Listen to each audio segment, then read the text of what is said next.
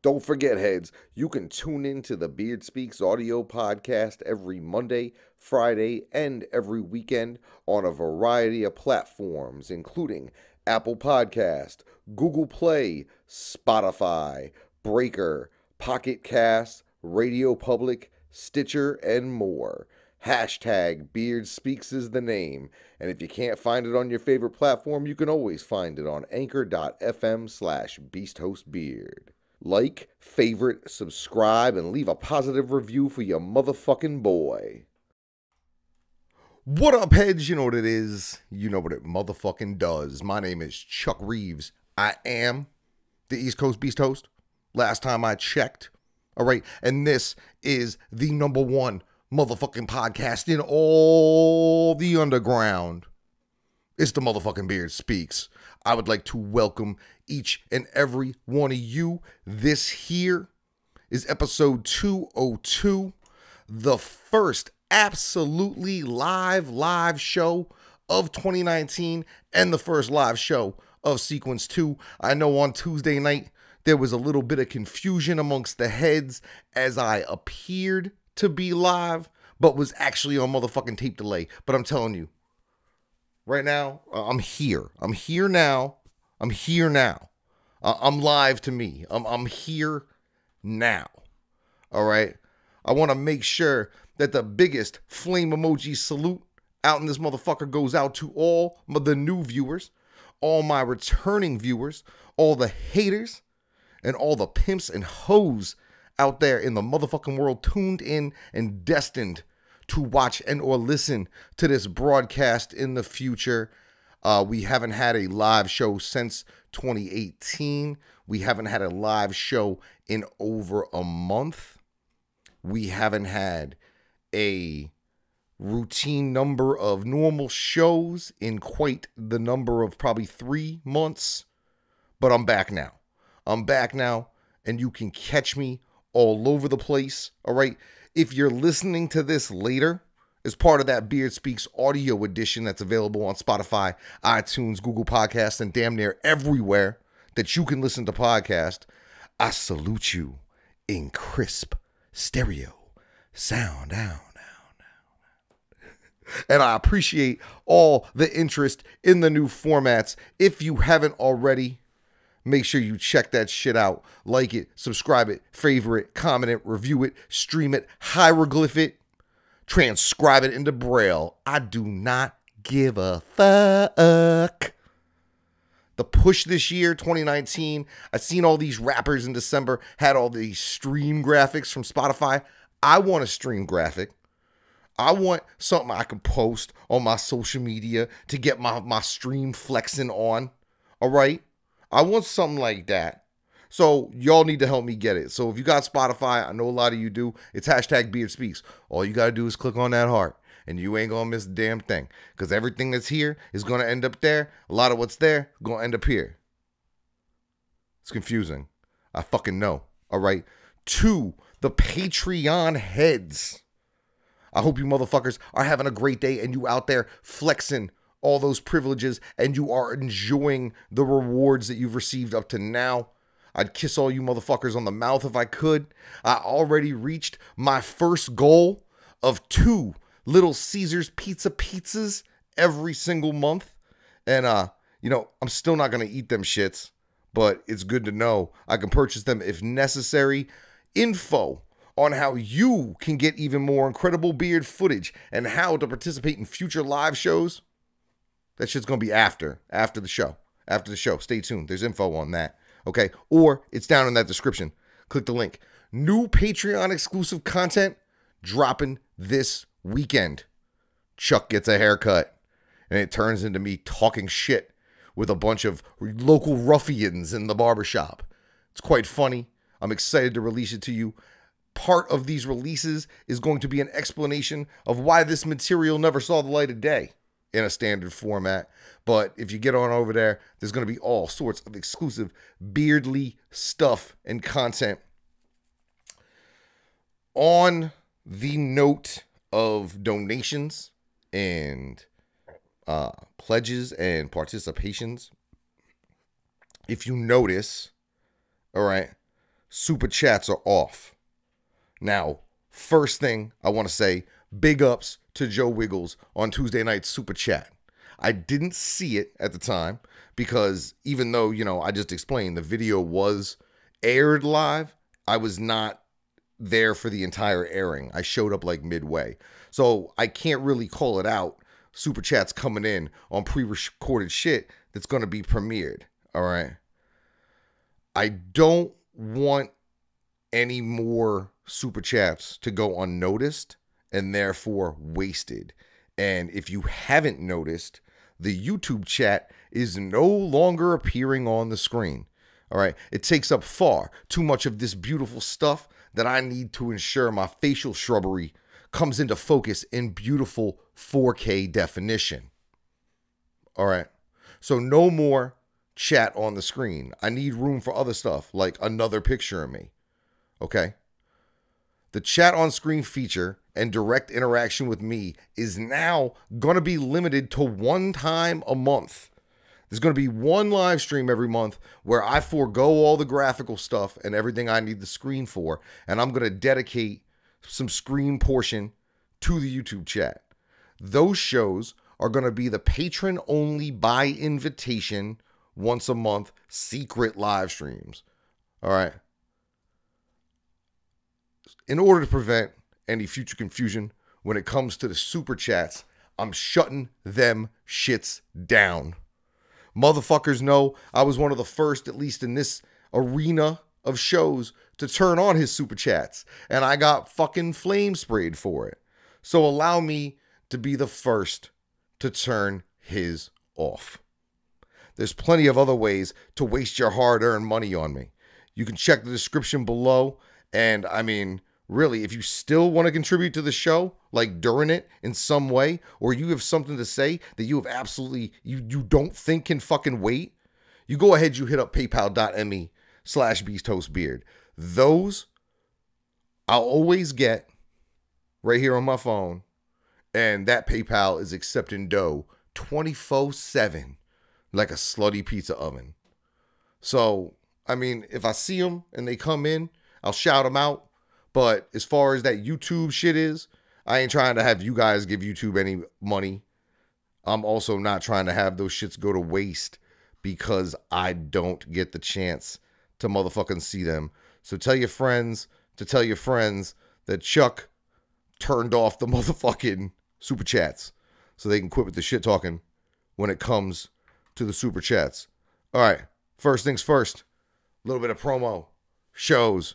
You know I got motherfucking shows.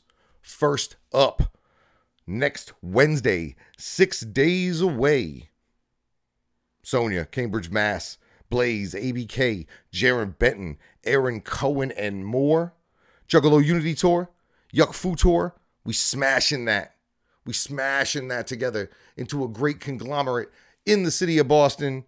Cambridge, Sonia. It's going to get live. Beast host presiding. I'll be in the house, man. Like, come kicks it. Come kicks it. There ain't been a show in Cambridge like this in a hot minute. Y'all should come kicks it. Juggalos, fucking Jaron Benton fans, Rock Nation fans alike. Just come kicks it. We gonna have a hella good time. February 8, 9, and 10 are creeping closer and closer. Astronomicon coming up. Sterling Heights, Michigan. The boy, the Beast host, will be in attendance. Still waiting to find out in exactly what capacity I'm going to be participating in this event, but I know I will be in the house. I will be producing quite a bit of content, and I will hopefully be doing at least one or two live or semi-live podcasts with some people I don't get to see very often. The Replicons being one of them. Several others, man, but you know, those Replicons. We need to get that Beard Speaks Replicon true mashup show where we're all in one place talking mad shit. New guest announcements for the event have been coming down the pipe. They include like Dee Snider from Twisted Sister, Eddie Furlong from Terminator 2, and Brain Scan, which is one of my favorite horror fucking movies of all time. It's like him playing a video game, fucking with a dude named the Trickster. Shit came out in 94. Let me tell you, in like 1997, Eddie Furlong may have been the coolest motherfucker on the planet Earth. And I know for a fact, on top of being an American History X, he's also the dude that was like hanging out with Punky Brewster when she got her breast reduction. I know that's an odd sentence, hanging out with Punky Brewster before she got her breast reduction. But I couldn't make that up. I'm really, really hoping to get the chance to ask him about that. Also, coming to the con, the original illustrator of all 62 original Goosebumps books. I hope I'm getting this right. Tim Jacobs? Tim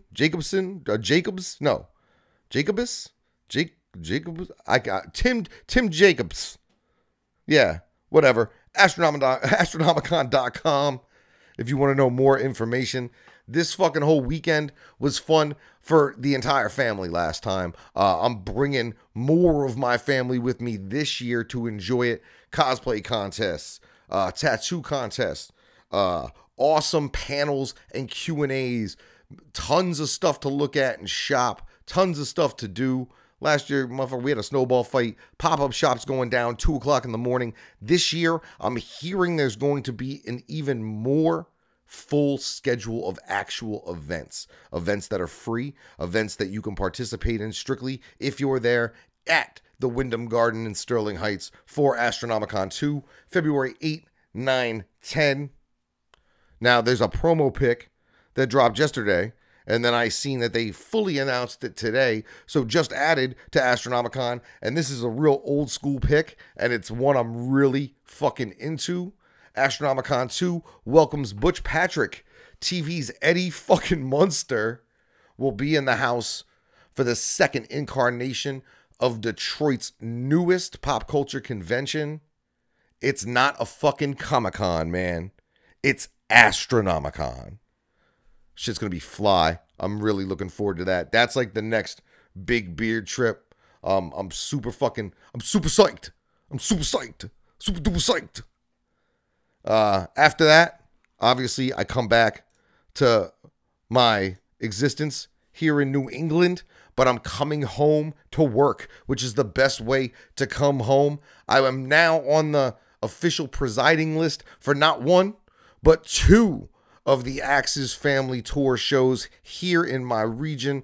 The first one going down February 26th in Lebanon, Maine.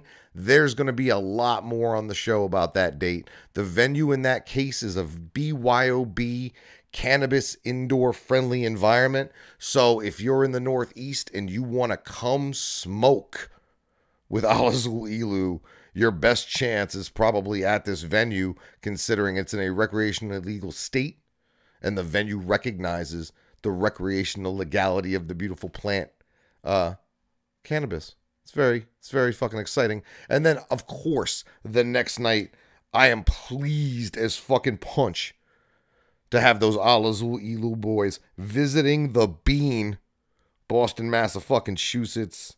We're going to have that Muerte, Axe Murder Boys in the house. That triple MFD. Scum Insane Poetry.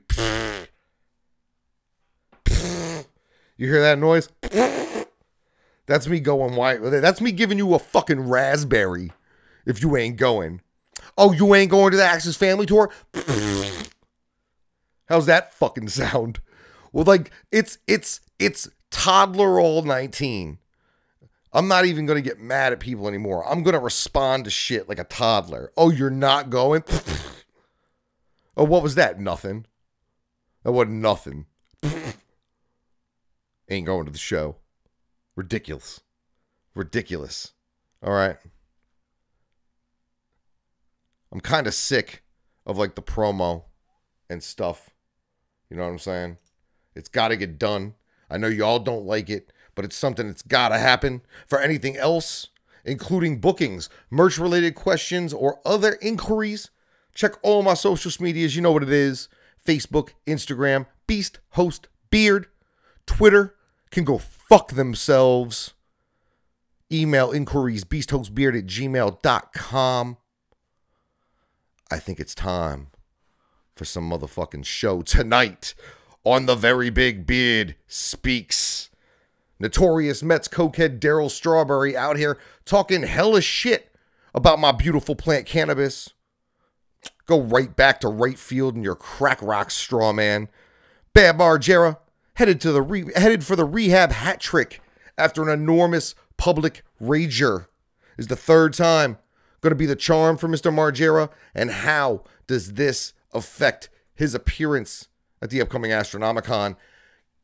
Horrorcore legend King Gordy publicly declares himself the greatest to ever live. Not even the greatest all time, the greatest to ever be.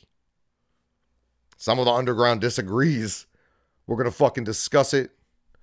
And the Beard spoke on the #1 podcast in America. King that dope ass Beard. 2019, unfortunately, has already taken a duo of legends. We're going to remember Gene Okerlund and Bob Einstein. Episode 202 is already underway to the internet's dismay, and the Beard speaks now. Oh, come on, he's a miserable cocksucker fucking asshole. You hate him, admit it. New year, new stuff. The rest of this show should be all meat and potatoes. I know y'all have been hungry for some new content for a minute, so let's get right to it. It's always sad when a pop culture icon passes, especially when those legends transcend the art form in which they started to cross over into the stratosphere of fame that few attain. It's really, really hard when the same day takes two. Yesterday, we lost a pair of absolute 80s icons in the WWF's Mean Gene Okerlund and Bob Einstein, the comedic genius best known to the world as Super Dave Osborne. Mean Gene, shit, man. I was like a little ass kid. I was a mere lad at the height of both these dudes' popularities. Mean Gene at the WWF, doing his best Walter Cronkite straight man routine while surrounded by over-the-top method actors like Hogan and the Ultimate Warrior. Some say he was the only reason the Ultimate Warrior was able to cut motherfucking promos. All right? He was given the name Mean Gene by one governor of Minnesota, Jesse the Body Ventura. Gene Okerlund was more than a mere ring announcer and much tougher than his standard tuxedo there would let on.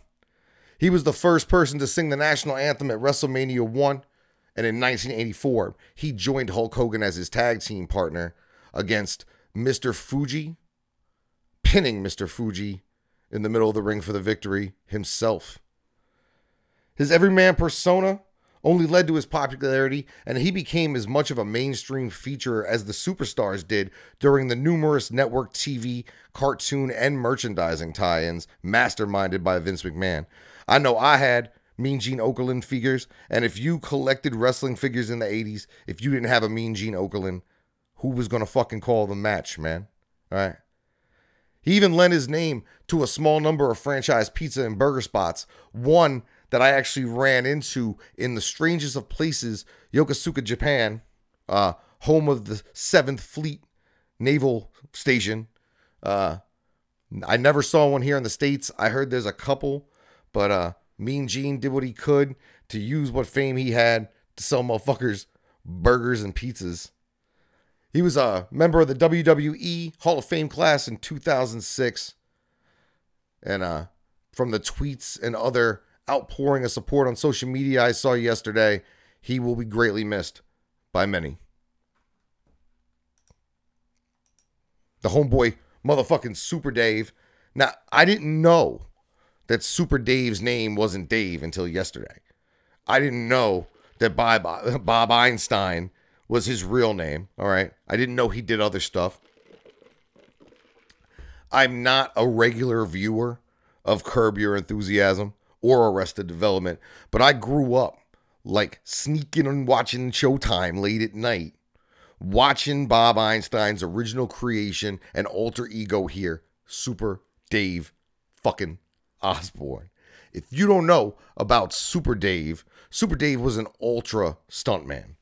The type of stuntman that would put Lee Majors' Fall Guy in a Hurt Locker. clad over there in mostly red, white, and blue leather all times, with his Evil Knievel on, with his fucking special heavy-duty custom Super Dave crash helmet. He never actually successfully completed a stunt anywhere, but he also never died.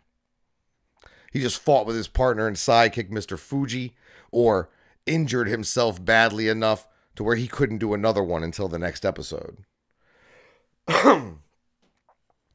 Both these dudes, all right, Super Dave and Mean Gene, both have extensive entertainment resumes. They both have extensive entertainment content on the internet. So enjoy them. Take advantage of those things. Get to know these dudes, even if you didn't know about them before they passed. It's always a sad situation. Rest in power to both of these men, and may light shine on their families. Fucking, I thought about it too. It's kind of weirdly connected in some fucking butterfly effect type way. Super Dave Osborne would fight his sidekick, Mr. Fuji. Mean Gene Okerlund defeated Mr. Fuji. The fucking simulation recently has been a super duper wacky ass place. We're going to keep it moving. We're going to try to do something a little upbeat now, a little positive, a little speedy, if you will. All right. I don't know if y'all know this gentleman here, clad in the best of New York State's penal, outfit, his gear there. This man here, all right, from the guys I thought were actually dead file. I just wanted to give a big, huge Beast Host fuck you to this tortoise without a shell and legendary Mets right field yak plug Darryl Strawberry. All right, he's been quite the little straw man hoe in the public with some recent statements about cannabis. He was one of the original Coke boys, all right, for sure, and a member of Sports Illustrated's Dead End Kids. Now, Sports Illustrated wrote a story in the 80s about talents that wasted their talent on other things, all right? This motherfucker squandered his opportunity on Colombian marching powder every time he rounded a base. So I don't know what I don't even know what he's even doing breathing, but apparently he is. And according to TMZ, now I'd go and play the clip, but I do not want to hear this dude's Morgan Freeman after a decade or more of fucking freebase voice. He essentially very vocally declared cannabis to be just like any other drug, and then dared to blame the plant for his teenage fucking, and his teenage use of it for his personal downfalls and struggles in the 80s. Excuse me here. I have a problem with some of that, Mr. Strawberry. You were the 1980 Major League Baseball #1 overall fucking draft pick. You were the 1984 Rookie of the Year. An 8-time consecutive All-Star. Your problems with drugs and thereby suspensions and thereby rehabilitation and then washout fucking Ville didn't really begin until you had reached adulthood. So whatever you did as a teenager, whether it was smoke weed, watch porn, smoke PCP, huff jenkum, whatever the fuck it is you did in your teenage years, it seems to have worked out just fine for you. Now, once you were drafted, at the age of 22, you were taken from being a young man from modest beginnings to being dropped dead center of the Big Apple, New York City, with a multi-million-dollar contract and the fame to match. Being a pro ball player in New York, whether it's basketball, whether it's football, whether it's baseball, is like having a key to the fucking pleasure room. All right? Oh, did I mention this was the 1980s? All right, nights at Studio 54, orgies and drug-fueled shenanigans with celebrities and debutantes. Literally the funnest parts of the fucking book, all crammed into one place. I mean, I fucking get it. At 22, in that environment, Let's do all the coke. And that's what you did. And that's what destroyed your career, your health, your reputation, and your talent. And why instead of being a fixture at MLB events and working in the sport that you showed such an aptitude for as a pot-smoking teenager, you're now stuck as a walking, talking cautionary tale. Another epic of wasted youth. Maybe if you would have stuck with the beautiful plant, you wouldn't be shit-talking a proven natural medicine and something that is helping those young and old, 8 through 80, blind, crippled, or crazy, get through their day-to-day lives. So, Dana Carvey's Turtle Man in blackface, leave your opinions where you left the blow, inside your hollowed out head. I'm sure fucking Celebrity Sober House will be calling you any day now. If you need press so bad, your ass should hire a publicist. I heard some of them work for cocaine. Fucking dick. It's really kind of shitty when a motherfucker who destroyed his life on rock cocaine wants to talk shit about something that we now know to be very, very helpful and very, very medicinal in its usage and purposes. Keep it moving. Get that piece of shit dude off my screen. Never forget. I don't care how many people you tell a sad story, Darryl Strawberry. Like, you didn't get to the height you got to and then give everything up on coke and then blame shit you did before you got to the height. Because you couldn't have been that bad off. You couldn't have been that big of a fucking pothead if you became the #1 draft pick in 1980. I'm a huge Mets fan. I grew up a huge Mets and Yankees fan. My father being a Yankees fan, my grandmother being a Mets fan. So I saw how it affected my family when fucking Darryl Strawberry got caught up in his shit. The Mets in the 80s were dope. Dudes like Darryl Strawberry, dudes like fucking, who else am I thinking of?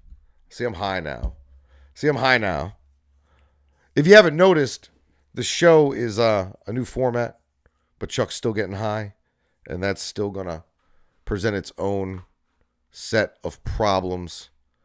Speaking of sets of problems, and hopefully people working through them, after attempting to deal with his inner demons in several very, very public ways, Jackass alum, Viva La Bam creator, and Astronomicon guest Bam Margera is headed back to rehab for a festering alcohol addiction. Bam, by his own admission, has a very serious alcohol problem, something that became a life-altering issue after the death of his best friend Ryan Dunn. Bam recently threw a party. I saw it on fucking Instagram. I saw it on Noisy. I saw it on Vice. It was a $40 a head ultimate rager at his Viva La Bam Castle Bam estate in Westchester, Pennsylvania. I mean, he was advertising. He was literally putting out stuff that said, yo, pro skaters, come to my crib, party, drink, do whatever it is that you want to do, tag up my whole house, because apparently they're renovating Castle Bam into an Airbnb, which if you're in a band, you can stay at for free. 39-year-old dude then began posting very cryptic and troubling messages regarding his life, his family, his mental state, his child, his new bride, all that shit, your typical meltdown type stuff. And then from what I understand and from what, looking at his Instagram posts have kind of explained, his family, with the help of his childhood friend Brandon Novak, who is now very clean and sober, a sober coach and a motivational speaker, Johnny Knoxville, and a new sober coach have helped to get him into treatment.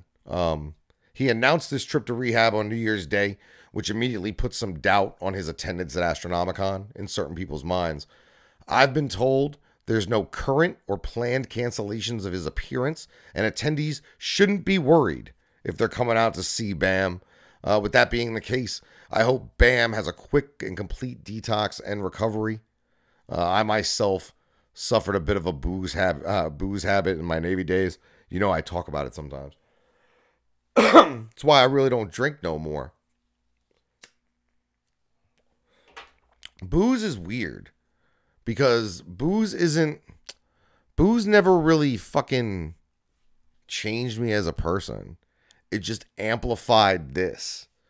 As much as the Beast Host is an extension of me as a person, it still is me at my base, albeit maybe a little turned up.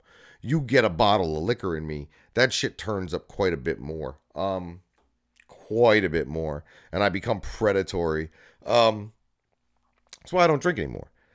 Last time I seriously tied one on. Shit, I can't even remember. Not a drip of alcohol was consumed by me on New Year's, and hasn't been in quite a few years now. So yeah, I'm sympathetic to Bam's plight. I know what it's like to have a booze problem and maybe not be able to turn that off. I think I was lucky. I think my transition out of the military helped me get off the booze. I could go to weed, something that I really wasn't able to partake in very often while I was active duty. But man, yeah, I went from, you know, shit, a bottle a day, like a handle bottle of Captain Morgan every day when I would mix it with a 2-liter. Fuck all that. Like, waking up hungover every day sucks. I mean, waking up every day sucks. So why would you want to add more dehydration and overall physical pain to that? So I get the plight. I get his struggle. I really hope that, 30 days does it, because that'll give him enough time to knock that shit out rehab-wise and join us at Astronomicon. Boo to anyone who goes to Astronomicon with the plans of breaking his sobriety, because clearly, if it's gotten to the point it's gotten with him, he needs to stop. So don't be that fucking person. Like, don't be that person. Nobody likes that person. That wasn't even cute when you were younger. Don't be that person. If somebody ain't drinking, don't be that person. Just don't. All right. Now, I also kind of hope that this news about Bam triggers Astronomicon to kind of host some sort of on-site NA or AA meeting, because it takes a celebrity like this sometimes to shine the light on something that several attendees could be struggling with. And I know Astronomicon is the type of environment where you want to party and you want to drink, which those are the hardest times for people struggling with their sobriety. And I understand that there are these type of support and 12-step meetings at other conventions. I may have made jokes about them in the past. I know I've made jokes about them in the past, but I do understand it. I do understand addiction to some degree, and I really hope that we can make Astronomicon as comfortable of experience for not only Bam and his sobriety, but potentially you and yours, if you've got those kind of issues going on in your existence. I mean, shit, that was kind of depressing too. I feel bad. Today's kind of a depressing day. We got 2 dead legends, all right? 2 dead goats in their field. We got a dude going to fucking rehab. We got a dude who went to rehab 30 years ago talking shit about the plant that's keeping me out of rehab. I feel like it's a depressing show. I'm sorry. No, fuck you. I'm not sorry. Just blame the world. Don't blame me. Now shit might pick up a little bit, I suppose. King Gordy this week led off a damn near LeBron level debate with a statement concerning his horrorcore status during an interview with Sid Jones over on Rox TV. Now, shit, we might as well put this up and you guys can hear it right out of the king and the king of Van Dyke and Harper's own fucking mouth. Listen to what Gordy had to say to Sid Jones over on Rox TV. Back on, I'm doing this. What was that? Where'd you get that energy to do that? I mean, I just feel like that's me at my best. I'm the best horrorcore rapper in the world. Like, when it comes to horrorcore music, I am the greatest. And that's not being cocky, and that's not being you know, arrogant or nothing. I am literally the best horrorcore rapper that ever lived. Will you play us? Now, that is quite the bold statement, as you can fucking imagine. Now, when I heard it, I immediately asked the heads out there at large what they thought, and the shit set off just a flurry of debate amongst fans and artists as people weighed in on the self-declaration by Gordy of GOAT fucking status. Some of the fans out there, people familiar with Gordy and his work, attached a big, old, giant neon sign to that statement that said facts. All these people cited Gordy's extensive horrorcore resume and his lyrical skill. Now, I also got to agree with the few people who agreed with this argument, especially considering the fact that he's already been allowed to call himself the king of horrorcore not only once, but twice. Gordy's ego has always been as big as his belly and his motherfucking blunts. So a statement like this out of him isn't a surprise. It shouldn't be a surprise, nor do I think he's fucking lying. As a true hip-hop MC from the battlefields of Detroit, Gordy isn't only right to believe it, say it, and challenge others to disprove it. He's damn near required to do that by fucking certain hip-hop and battle rap bylaws. His lyrical prowess has never ever been questioned. I used to tell this joke about bizarre spitting rhymes that Gordy threw in the trash. Now, the basis for that joke always was that Gordy was such a high level that even the stuff he threw away was high level enough to keep Bizarre afloat. Now, obviously, I get that shit's not true, and it probably is a fucking disrespectful statement to Bizarre. But Gordy has the skills and bars to put a lot of MCs completely out of business. I only saw really a couple real arguments from the naysayers out there. Now, a lot of those naysayers had the same argument, and the argument was a direct attack on Gordy's occasionally problematic and questionable content. I think that's a cop-out, honestly, especially if we're talking about horrorcore music. Questioning someone's content as being too over the line in this argument doesn't hold any water. Now, some people went ahead and mentioned specific MCs. Brother Lynch Hung and X-Rated, those two names came up. I kind of agree with both those. Both those guys were seriously involved in certain stuff that they were rapping about, including being associates of an MC by the name of Big Lurch, who's probably the realest horrorcore rapper of all time, considering he killed a bitch and then ate her insides, like, for real, for fucking real. Only being, second being Psycho Sam, pulling up that category. All right. Psychological Records came up. Necro and Hyde. Been kicking that murder rap for a long fucking time. But I think that argument kind of opens that up to the entirety of New York-based underground music in the 90s. Ill Bill. Fucking even La Coca Nostra today. Fucking Immortal Technique. Jedi Mind Tricks. Any of those acts could be considered to some degree horrorcore. The horrorcore of realism would be probably the way you could fucking describe that. Journeyman underground MCs Q Strange and Low Key, they came up in the debate. They both have lesser known but no less powerful discographies in the genre. They both do a good job of painting these horrorcore pictures. Q Strange, though, when directly asked about it, said that being king of horrorcore or the best MC in horrorcore is like being the smartest kid in the retard class. I think that's not a direct quote, but I think it's close.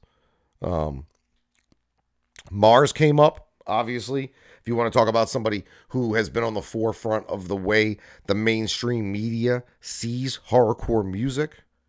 Who else came up? Flatliners, obviously. OGs in this motherfucking game. But then some more mainstream artists came up in the discussion. People like Gravediggers with RZA and Prince Paul. Obviously horrorcore. Obviously did a lot, in the genre. And in my opinion, somebody like DMX. I mean, DMX's first 2 records, It's Dark and Hell is Hot. I mean, just look at the title. It's Dark and Hell is Hot. So songs like Damien, those are horrorcore songs. Damien is definitely a fucking horrorcore song. So don't leave somebody like DMX out of this discussion. Some of you heads out there, we're ready to just go ahead and call Al Azul the new kings of horrorcore, which I really, really like that argument. And y'all know why. Al Azul, Beard Speaks favorite over here in this motherfucker. They will achieve, I think, greatest of all time status. I don't think they're there yet. I do think that they have gone 1 for 1 since they've been on M&E with classics. I believe, you know what? Fuck that. They had classics before that. Necronomicron's you know what? Fuck that. They might be just the kings. They might not even be the new kings. Shit, I just talked myself out of my own argument. They might be just the kings, period. Because Necronomicon, in my opinion, is a classic. Psycho is a classic.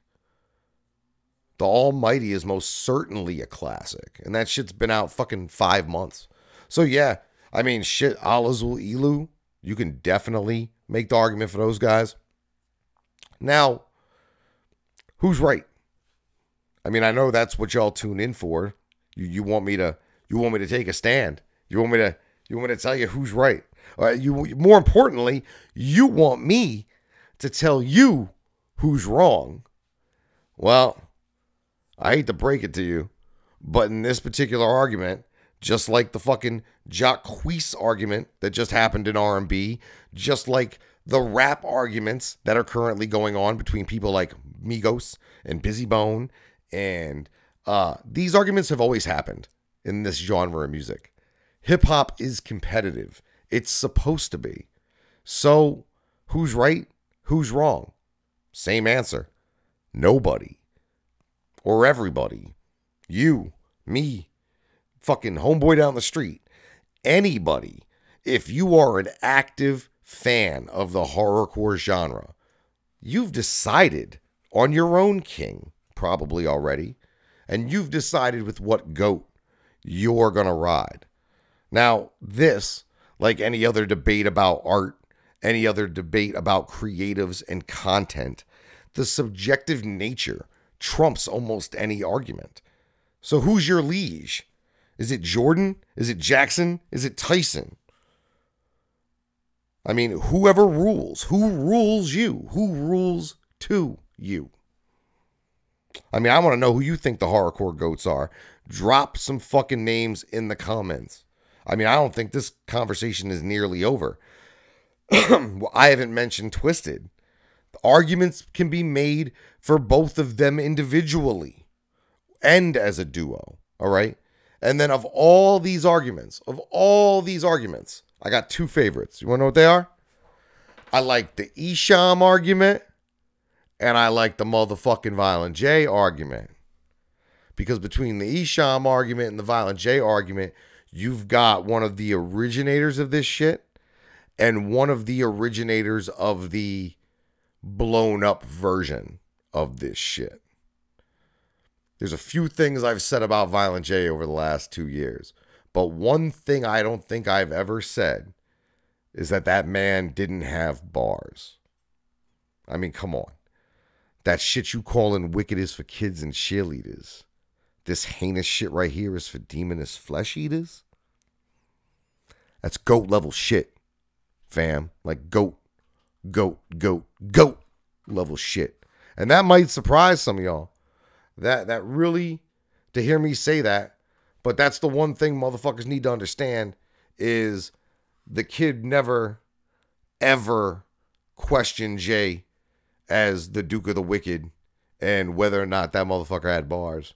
So I like that argument. I like the Violent J argument. I guess we'll see. I know Jay got that Brother EP featuring Hulk Hogan on the art there on the CD. If anybody's got that joint, drop a comment. Let me know. I'd love to hear it. If anybody finds it on YouTube or something, let me know. I will not be able to attend any of the E and J shows.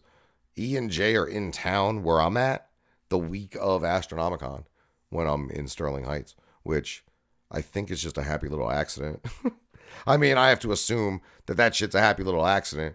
I intend on going to Shaggy, probably at least in Worcester.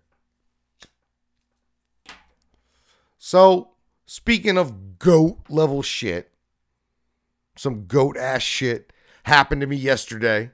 I know a bunch of you hit me up on the text, hit me up in the inbox, and told me that you had seen it. This week, your boy Chuck Reeves, the East Coast Beast host, The Beard, was featured on the #1 podcast in all of America, The King and the Sting. I quit smoking.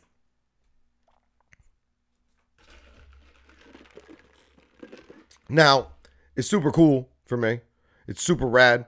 It got me mad excited because I'm a huge, huge fan of the show. I love this show. This was only their second episode. Their premiere episode was the #1 podcast in America last week. The two hosts, Theo Vaughn, Brendan Schaub. Theo Vaughn, he's a Road Rules MTV alumni, and now he's a stand-up comedian.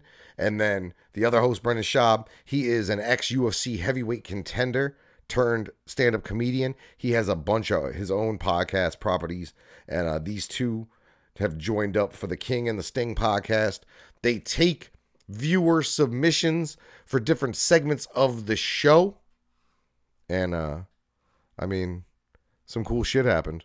So I'll let you guys see this. Right now, this video is at 283,000 views. So I really appreciate these two motherfuckers picking my video. So here, I'll go ahead and play that joint for y'all, so y'all can check this shit out. All right, next video comes from Chuck Reeves.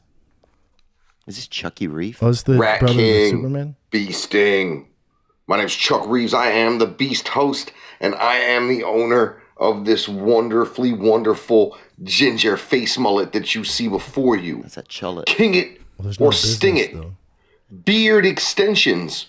Whether it's the clip-on type, the sew-in type, the lace fronts, or that spray-on bullshit. I know you're not necessarily beard aficionados. Theo, who I know doesn't love Allah with his baby face, and you with your glorious chin strap there, Bee Sting. What say you? The real beard, out. Damn, that's a handsome ass. That's the real beard? Is that real, or does he have extensions? I think his shit's real. Yeah, It's he's real. saying it's real. Dude, but if you don't have a real one using extensions, get the fuck out my face, bro. Really? Hell yeah, that's like a girl with a push-up bra. Then you get home, she releases those titties, like, what the fuck, dude? You got the chest of Theo Vaughn. Well, with him, you know what I'm saying? You need that real shit. I'm not trying to get that fake shit, the clips and shit, extensions. How insecure can you be? Grow that shit out like a real man. You think so? Yeah. Well, look, man, a beard, it's just, it's just hair coming out of your fucking body. If you want extensions, hell the fuck yeah, dude. No, hell the You know what I'm fuck saying? no, bro. Bro, imagine a big, beautiful black girl with a fucking beard and a fucking big Charlotte, and she got some jingle bells laced into that bitch, bruh. Nah, a little man. fucking Christmas Not all of us are drumstick supposed or to have something. beards, bro. That's the way God made us. But not everyone can imagine- have that thick beard. Imagine Big Lil Shelton, you know what I'm saying? And he With a grew that goatee. dang out. He grew that, he's a Mason and he's fucking a Yes, that Muslim Kimbo and he's doing Slice. it all. Yeah, he's Kimbo Slices. And he grew that shit out and he fucking, he's getting that extension because he's going to, he's getting married. You talking about that Osama bin Laden? And he wants that dragon tail fucking laced into that bitch, Yeah. And that's beautiful, man. That Mike Beltran. Yeah, imagine that. Why should, and some guys can barely grow a little. Like mine, if I try to grow a beard, there's a handprint where somebody was choking me when I was young and no hair will grow there. Yeah, mine just gets all splotchy. It's almost like a camouflage. Yeah. Like God wanted me to survive. Oh, yeah. Like yeah. I just blend into the earth. Yeah, It just grows in patches. Yeah, you look like a It's pirate that camo, was in bro. a fire, bro. Yeah, it's camo, Fucking though, horrible. bro. It's natural camo. That's Fuck camo? extensions. I say sting the extensions. I say king 'em, King bro. that dope ass beard, though. Dude, sew a jingle bell into that bitch and enjoy your holidays. Dude, you're a terrorist. Thank you, beard. What else we got? All right. So, yeah, that was pretty cool for me. Motherfucker said I had a very handsome beard. He said to king that beard, he called me a terrorist. So, expect to hear some of those quotes on future episodes of The Beard Speaks. I want to get a fucking soundboard loaded up with that shit. So, like, for real, man. Like, he said, king that dope ass beard. I quote, king that dope ass beard. #1 podcast in the country. My beard. King that shit. Some real quick things that crossed my news desk right before showtime. Some things that I think are of vital importance for the heads out there in the world. All right. Today, for the first time in human history, China soft landed a probe and a rover on the far side of the moon. I could say the dark side, I suppose, but technically the dark side is wrong because it's not dark there because it gets the sun as well as the other side. But there's the far side. Now, I know it's hard to believe, but we only see one side of the moon ever because the moon moves at the same angular speed around the Earth as it rotates around its axis. So it's like a perfect, it will always face one direction at us as it orbits. It's called tidal locking. I don't know how the shit works. It seems a little fishy to me. And if you were to believe fucking Eddie Bravo, the moon doesn't exist or it's made of cheese. Couple things. Geopolitically, this type of shit is important because anytime there's a space race, quote unquote, it's got to do with military and technological might and being able to prove certain things. Now, China being able to land on the far side of the moon means that they've somehow worked out communicating around a solid object. The reason no one had gone to the far side of the moon before was because if you go to the far side of the moon, you can't talk to the Earth. You can't send radio waves and microwaves and shit like that the same way you do, on the other side, through the solidness of the fucking moon. So somehow, the Chinese Space Agency has figured out a workaround to that. Now, that's important technologically for the future of space travel and the future of being able to get out further and further because it involves the use of relays. So you can bounce the shit and get them images back. They've already sent some cool images back. They look really cool. They look so cool they could be fake. If I'm gonna keep things conspiracy minded and at least open minded. Do I believe they went? I mean, they want the world to believe they went. All the media wants the world to believe they did this. So I suppose they did. At the same time, NASA is supposedly digging up holes on Mars and finding proof of extraterrestrial life. So between those two things, it seems like there is definitely some sort of a space race going on amongst the countries of the Earth. SpaceX taking the lead. Fucking clearly. Shit. We are pulling up on 10 motherfucking o'clock. I'd like to keep these shows right at that hour mark or, just shy of that. So, I think that's about it for this week's Beard Speaks Live. If you got anything you want me to talk about, if you think there's any topics that I neglected this week, go ahead and drop them shits in the comments. I'll maybe do some fill-in videos or some fill-in podcasts, depending on how shit goes. I just want to thank everybody who took the time to return here to YouTube tonight for the return of The Beard Speaks. If you missed any part of this motherfucking episode, or you just want to listen to it again, it's going to be uploaded tomorrow to all my podcast platforms. So go ahead and give that shit a spin on Spotify, iTunes, Google Play, everywhere else. This weekend, audio only fucking debut of The Beard Speaks Again. If you don't know what The Beard Speaks Again is, these are remixed episodes from the original YouTube run that are going to have added audio content and updates. The shit drops this weekend. It's going to be an audio format only, and it's going to allow me potentially to keep certain songs and things that were in the original broadcast and then taken down to actually get those things out there. We're going to do the best we can. Sequence 2, the shit is just beginning, and you ain't heard or seen nothing fucking yet. Until next time, my name is Chuck Reeves. Today, I'm Beast Host. Tomorrow, I'm Beast Host. Next week, I'm Beast Host. And you're not. The Beard has spoken.